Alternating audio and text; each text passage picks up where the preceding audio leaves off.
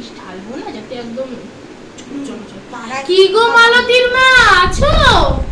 মেয়ে কেমন রেজাল্ট করলো? আসো বসো বসো। এই মেয়েটা রেজাল্ট আনতে গেল, খুব টেনশন হচ্ছে আজকে।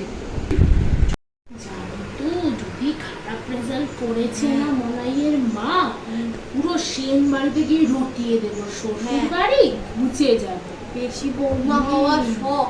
আরে আমার তো ছেলেটা তোমার মেয়ের থেকে অনেক ছোট, তাহলে তোমার মেয়েকেই আমি বউ করে আনতাম। বল জীবনেও বউ করতাম না ওরকম মেয়েকে, পাশ করে বউ করে আছে। বলো মনাইয়ের মা। হ্যাঁ তাই তো, আমিও তো তোমার ছেলের সাথেই আমার মেয়ের বিয়ে দিতাম, যদি না আমার ছেলে থেকে আমার মেয়ে তোমার ছেলের থেকে একটু বড় হতো। কখনোই দিতাম না। এই ছেলের সাথে কেউ বিয়ে দেয়? গভর্নমেন্ট সার্ভিসও করে না, সরকারি চাকরি ছাড়া আমার মেয়ে বিয়ে দেবো? কিছু বললে নাকি? না না, তুমি এই দেখো মালতী মেয়ে আসলো বলে পুরো পাড়া রটিয়ে দেবো মানে। হ্যাঁ। পুরো পাড়া রটিয়ে দেখো না, তুমি সবার ঘরে ঘরে গিয়ে বলে আসো। আচ্ছা মনাইয়ের মা, ওর আবার কোন ছেলে মেয়ে নামিয়ে দিয়ে জানে? রোজ দেখি নতুন নতুন ছেলে নামিয়ে, সব বলবো। ওই তো বয়ফ্রেন্ড বয়ফ্রেন্ড না কোন ফ্রেন্ড, চুপ করো তো। হ্যাঁ রে বল রে বল, তোর মেয়ে চিনতে তো আমাদের ঘুমই আসছে না। বলো। যাক একটু চা করে নিয়ে আয় দেখি।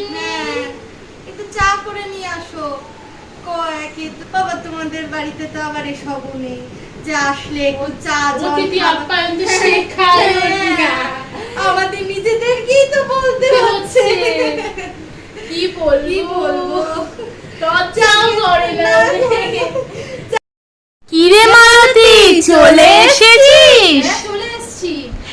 খবর পেয়ে গেলে এত তাড়াতাড়ি? কেমন হলো রে রেজাল্ট? এই ভালো, খুব ভালো, তোমাদের আশীর্বাদে খুব ভালো। ভাগ্য আমার জমরাজটা ধরেনি, এটাই ভাগ্য। চলো মেয়ে আর মা খালি ট্যাক্সেশনই কথা, আমরা কিছুই তো জানে না। চলো। আরে কাকিমা দাঁড়াও দাঁড়াও দাঁড়াও, কোথায় যাচ্ছো? আরে চলো খেয়ে যাও। তোর মিষ্টি তুই খা, আর তোর মাকে গেলাম।